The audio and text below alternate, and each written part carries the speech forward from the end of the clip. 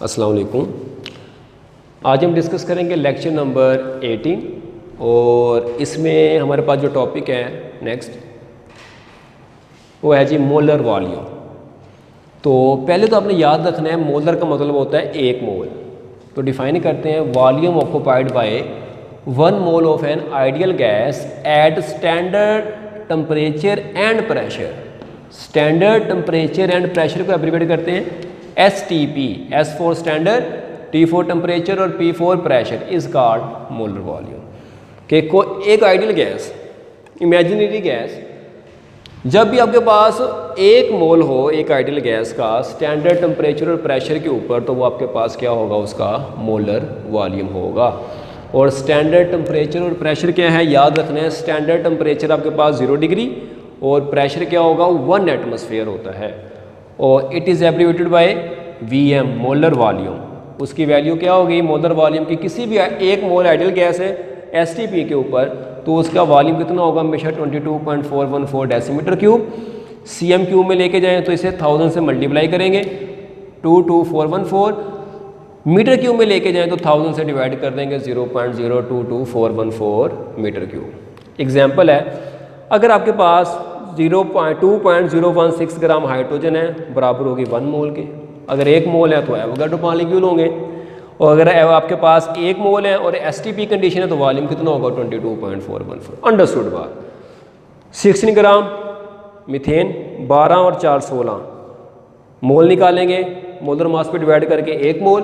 1 मोल आ गया तो एवोगाड्रो बराबर मॉलिक्यूल। 1 मोल गैस है, STP कंडीशन है तो वॉल्यूम कितना होगा, 22.414 डेसीमीटर। तो रट लो, 1 मोल गैस होगी, STP कंडीशन होगी तो वॉल्यूम कितना होगा, 22.414। अब यहाँ पे नोट करने वाली बात, 2 मुख्तलिफ गैसेज हैं। एक का मास है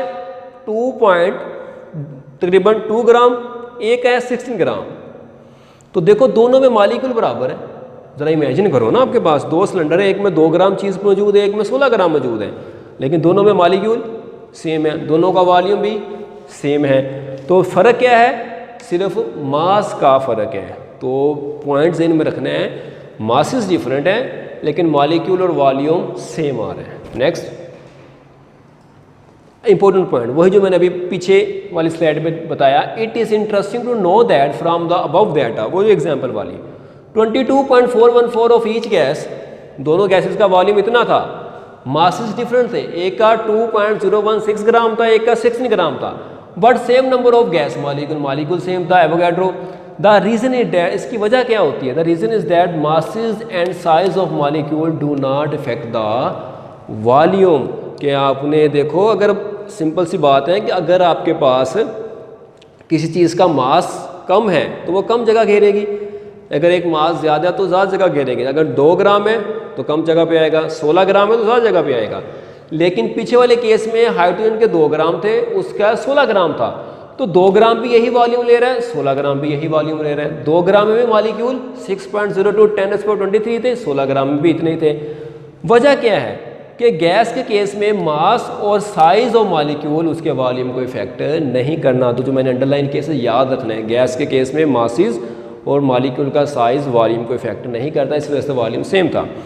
और normally it is known that gaseous in the gaseous state distance between the molecules is 300 times greater than their diameter. तो यानी कि अगर ये 2 मॉलिक्यूल है ना, ठीक होगी बात, तो इन 2 मॉलिक्यूल, गैस के मॉलिक्यूल में 1 और 2 में कितना डिस्टेंस होगा, इसका डायमीटर निकाल लो। सपोज कर लो x आता है, उस x को आप 300 से मल्टीप्लाई करो, तो वो जो डिस्टेंस आएगा वो 2 उतने मॉलिक्यूल के दरमियान उतना डिस्टेंस होगा। यानी कि बहुत, इसी वजह से कहते हैं गैस के मॉलिक्यूल्स के दरमियान एम्प्टी स्पेसेस बहुत ज़्यादा होती हैं। ठीक है, इन चीज़ को ज़हन में रखना है। नेक्स्ट हमारे पास एक एग्जाम्पल है, example 10, very important. A well known ideal gas is enclose in the container having volume 500 cm³ at STP.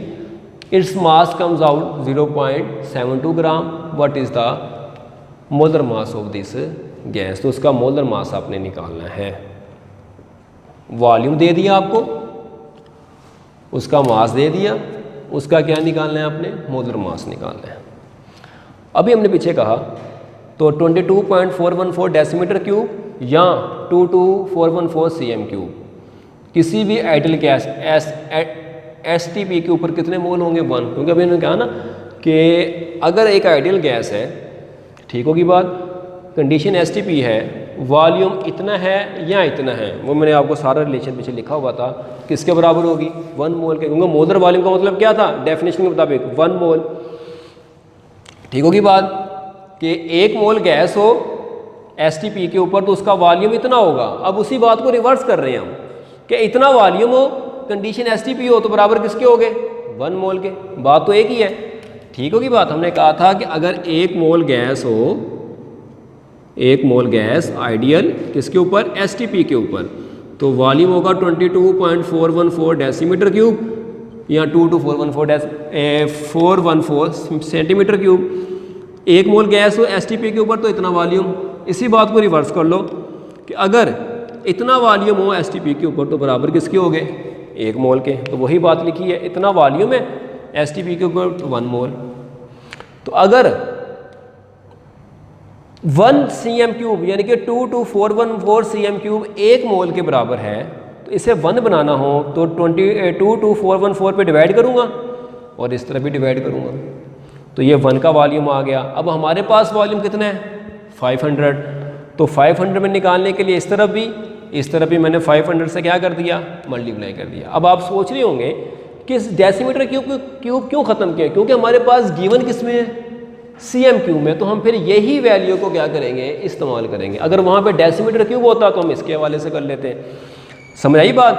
तो 22.414 1 मोल के बराबर 1 cm क्यूब को उस पर डिवाइड कर दोगे, हमारे पास वॉल्यूम 500, तो 500 से क्या कर दिया आपने? मल्टीप्लाई कर दिया, तो मोल्स निकल आए। समझ आ गई बात? नंबर ऑफ मोल्स का फार्मूला बराबर है मास ओवर मोलर मास। तो मोल्स आ गए, इसका मास हमें गिवन है 0.72, मोलर मास हमने निकालना है। तो मोलर मास को रीअरेंज कर लिया, मोलर मास इधर आ गया, मोल्स इधर चले गए। मास हमारे पास है 0.72 ग्राम, मोल्स आ गए 0.0223 ग्राम। डिवाइड करेंगे तो मोलर मास कितना आ गया? 32 ग्राम पर मोल। Thank you.